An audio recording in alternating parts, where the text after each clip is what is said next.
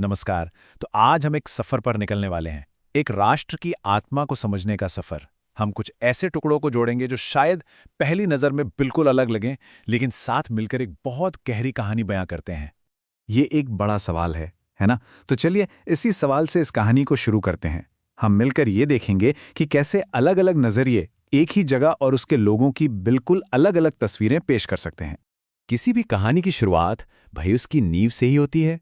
और एक देश की नींव क्या है? उसकी जमीन और उस पर बसने वाले लोग। तो शुरुआत यहीं से करते हैं।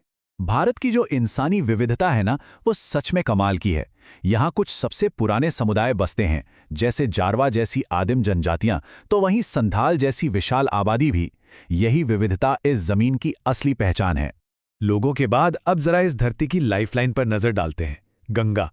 ये सिर्फ एक नदी नहीं है, बल्कि एक पूरी सभ्यता की धुरी है। इसका सफर गोमुख से शुरू होता है और ये ब्रह्मपुत्र के साथ मिलकर दुनिया का सबसे बड़ा डेल्टा बनाती है।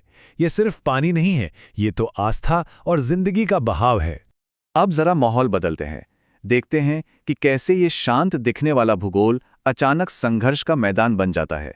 और ये संघर्ष सिर्फ बाहरी नहीं, बल्कि भीतरी भी है।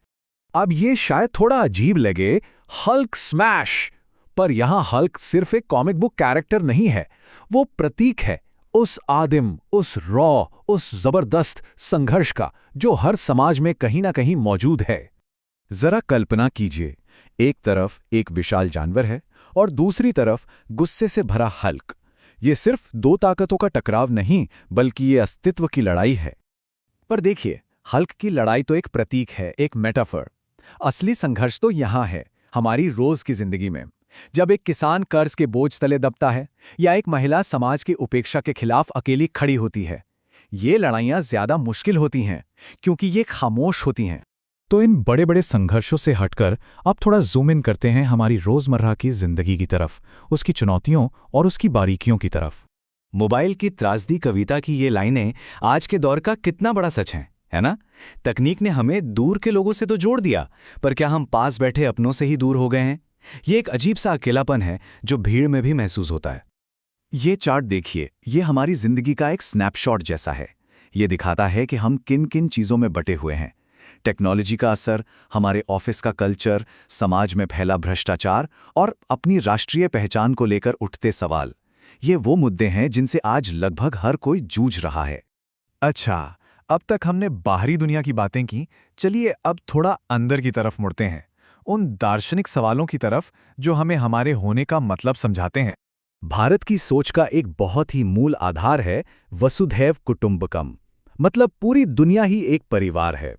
आज जब दुनिया लड़ाइयों और बंटवारे से जूझ रही है, तब ये विचार शांति के लिए एक नया रास्ता दिखाता है। ये सिर्फ एक वाक्य नहीं है, ये एक वर्ल्ड व्यू है। और जब दुनिया के शोर में कोई जवाब नहीं मिलता, तो कभी-कभी जवाब खामोशी में छिपा होता है। यही खामोशी रिश्तों को भी बचाती है और हमें खुद से भी जोड़ती है। ये बिना कुछ बोले सब कुछ कह देने की कला है। तो चलिए जमीन से लेकर संघर्ष और फिर दर्शन तक के इस पूरे सफर को एक बहुत ही छोटे पर बहुत ही गहरे इंसानी लम्हे पर आकर रोकते हैं। सोचिए, एक स्टेशन का प्लेटफॉर्म है, हर तरफ शोर है, लोग आ जा रहे हैं, और उसी भीड़ के बीच एक बुजुर्ग इंसान बिल्कुल अकेला बैठा है। आंखें खुली हैं, पर जैसे उसके आसपास की दुनिया से उसका कोई वास्ता ही नहीं। और तभी उस भीड़ से निकलकर एक छोटा बच्चा रुक जाता है। मुश्किल से 10 साल का होगा। हाथ में एक टिफिन बॉक्स है और जुबान पर एक बहुत ही सीधा सा सवाल, आपने खाना खाया? बस इतना सा सवाल उस अकेलेपन की दीवार को तोड़ देता है। और फिर वो बच्चा कुछ ऐसा करता है जो बहुत ही सिंपल है, पर बहुत गहरा भी। वो बिना एक पल सोचे अपना टिफिन खोलता है और अपना खाना उस अजनबी के साथ शेयर कर लेता है। ये सिर्फ एक पराठा नहीं है, ये इंसानियत का एक टुकड़ा है। और इस छोटे से काम के पीछे की सोच देखिए, कितनी सीधी पर कितनी पावरफुल।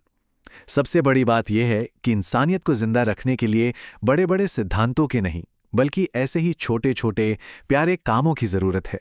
तो आखिर में बस यही सवाल रह जाता है, हमारी दुनिया भी तो ऐसे कितने ही अधूरे पतों से भरी है ना?